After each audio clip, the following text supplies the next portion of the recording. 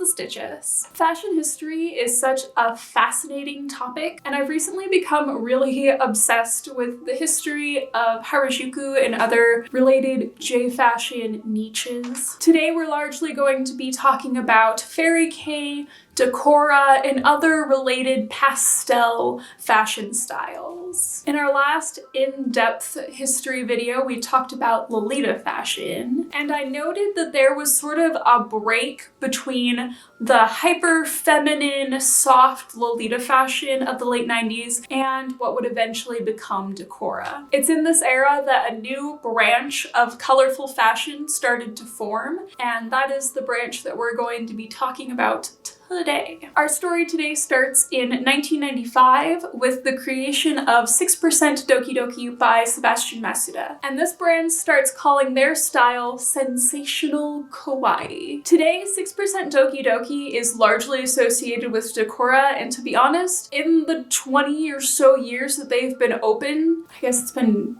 25 years. When you think about it, their style hasn't changed that much, but the term Decora was not yet in use. It's still in its infancy at this point. The creator of Fruits, the popular street snap magazine, loved 6% Doki Doki and basically photographs anyone and everyone wearing the brand in his general vicinity, and the brand quickly becomes very highly recognized and highly sought after. To this day, it is still one of the most recognizable brands in Harajuku. Around the same time, a popular fashion pop idol figure named Tomoe Shinohara came onto the scene and started calling her style Shinohara style. The aim of her look was to give the appearance that you are a walking toy box. The outfits were consisted of mainly warm-toned but very bright poppy colors and overloaded with countless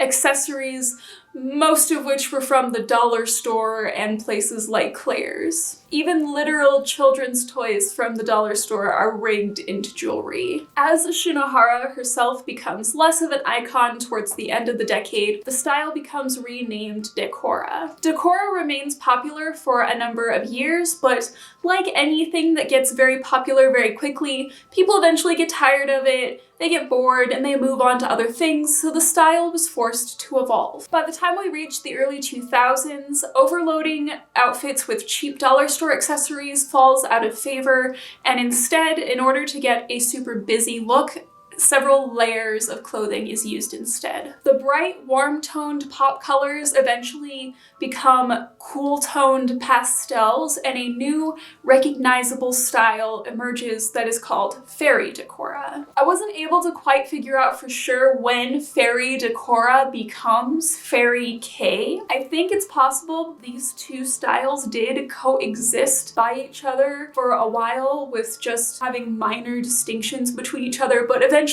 they do merge into one style, and fairy kei becomes its own recognizable thing separate from Decora. Fairy kei still embraces the busyness of Decora, but it's much more toned down. The overloaded accessories, like I said, become softer layers of clothing. Usually the layers of clothing will be made out of soft, light fabrics like chiffons. There's a lot more nostalgia to fairy kei, and instead of using a lot of cheap dollar store accessories, those pieces are instead replaced with vintage toy accessories, especially toys that were popular in the 80s, like My Little Pony and Care Bears. And overall, it's just a much more girly style. In 2004, Tabuchi takes a very interesting approach to fairy kei and produces her brand Spank. Spank refers to its style as a mix and match style, which is commonly referred to as pop kei. Tabuchi will say that pop kei is something separate from Spank, but she's adopted and shed a lot of labels over the years, so Spank is just one of those brands that sort of floated in between the trends, but overall tried to be its own thing. The Spank style never quite got as popular, but it did bring a lot of new DIY aspects into the scene. And I'd love to tell you more about how these styles evolve, but this is just the perfect time for a commercial break.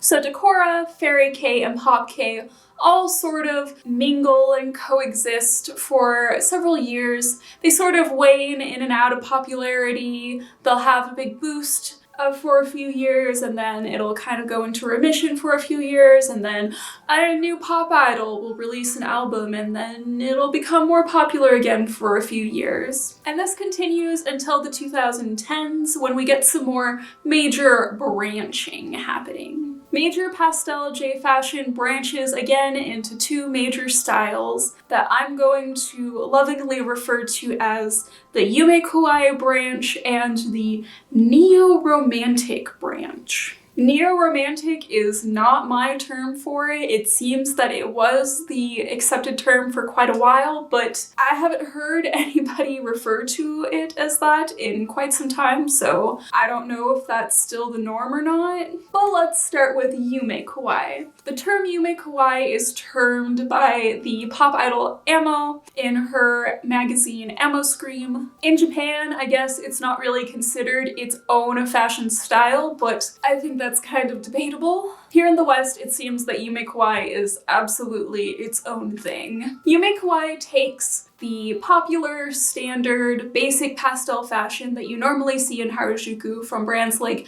WC and Wigo and, just standard stuff you see people wear on the street in Japan, and it gives a touch of edginess to it. Things like razor blade and syringe motifs become popular. Really sarcastic and snarky slogans that most likely contain some sort of profanity on t-shirts becomes really popular. Skull and skeleton motifs, but still with that pastel color scheme. And this gives birth to two new styles. Yumekawaii shows up in 2015 and it's presented as the opposite of yumekawaii. So it'll have a darker, more industrial aesthetic with all of the same dark themes, but then those themes will be given a cuter edge to them. So like a purely dark outfit and theme, but with a cute touch.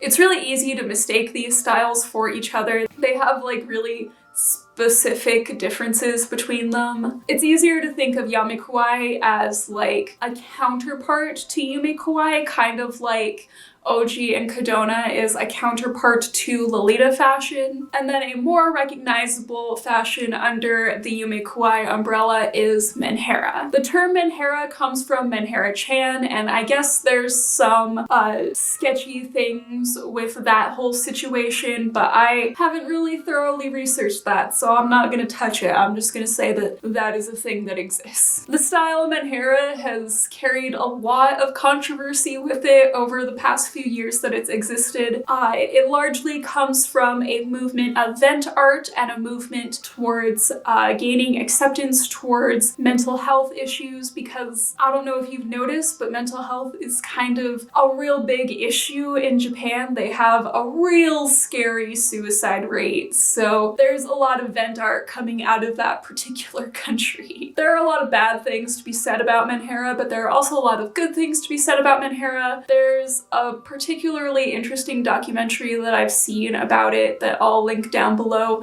but note that it does have very triggering things to it, and it does have people talking very bluntly about their past with mental health, so just keep that in mind. Cute can mean clever in English, so we can look at somebody and say, oh, that's cute, or don't be cute. But kawaii in Japan doesn't have that negative connotation to it. It's simply a pure, like, happy feeling of cuteness. So instead of like, you look kawaii, it's like, I feel kawaii because of how you are. Yeah. When you express kawaii, you're expressing a desire to appeal to other people, to get closer to other people, and expressing a desire for healing. So maybe that can help people with those dark and more difficult issues that can't be openly expressed in Japanese society. そうですね。メンヘラっていうものに対してのネガティブななんて言うんでしょう、ネガティブなイメージは変えていきたいなと私は思っていて、その部分はやれているんじゃないかなとは思っています。そこにみんなが誰しもが持っている心の闇だとか悲しみだとか、そういったなんて言うんでしょう、その負のおわらな部分も兼ね備えた可愛い。Overall, the yumekawaii branch is very closely associated with streetwear and the popular mainstream trends of Japan right now, but it's like the kawaii versions of that streetwear. While streetwear is incredibly popular in basically every part of Japan, there is always going to be a few that want something a little bit more extra. So let's jump back in time to September 2012, which is the original release date of the magazine Larme. I already have a whole style guide talking about Larme and sort of all the things going on with that and how it's evolved, so I'm just gonna direct you to that. But Larme is just part of a greater movement towards a more neo-romantic type of style. In my Lolita fashion video, I mentioned how much Japan really embraced and loved the romantic fashion movement that came out of the West in the 60s and 70s, and it would appear that styles like that are definitely back with a vengeance in Japan. But instead of looking like a cottage prairie housewife, the new aesthetic seems to be more towards like a preppy British boarding school uniform aesthetic. But it's definitely a clear thing that romantic fashion of all types is back. It is screaming its head off, it is there, and it's presenting as brands like Encre Rouge and Swan Kiss, really anything like that. There are a couple other styles that have sort of branched off of this neo-romantic movement. One of them is Forest Fairy. It seems to be much more recent and hasn't really gotten a good foothold yet. There's really only one designer that's really calling her stuff that and pushing for that. To me personally, it seems like a marrying of the sort of neo-romantic style with Morike, which is a style that I haven't really talked about yet, but will get to in a future video. Basically, the entire point is to look like a fabulous elf queen of the forest, and I'm here for it. I've also seen whisperings of another style called Neo Fairy, which is directly branched off of Fairy K. It's like a Pop K, Fairy K blend that's been more refined and made a little bit more mature, and I'm also here for that. Proof that there is never a dull moment in Harajuku. So that is a general overview of basic mainstream pastel alternative fashion in the Harajuku and related fashion scenes in Japan. I hope this was some good information for you guys and gave you a better understanding of how fashion in Harajuku changes and evolves. I know every 5 years or so there's like this big controversy like, is Harajuku fashion dying? And the answer is no, it's not gonna die anytime soon. Harajuku is booming. Even Angelic Pretty made like $1 billion. Things are going pretty good in that part of the world. It's just that fashion moves in cycles and things grow and things change and things fall out of fashion and new things become fashionable. And as the generations grow up, different designers pop up and different designers retire, and we're just constantly getting this cycle of new things all the time, and it's great. It's awesome. I hope this was an enjoyable video. I hope this was some good entertainment for you. If you want a more specific style guide on any of the things that I mentioned on this video, please let me know in the comments, and if you guys suggest something, I'm gonna do it eventually. It just depends on when. And that is all for today. I hope everybody has a good day, and I will see you all next time. Bye!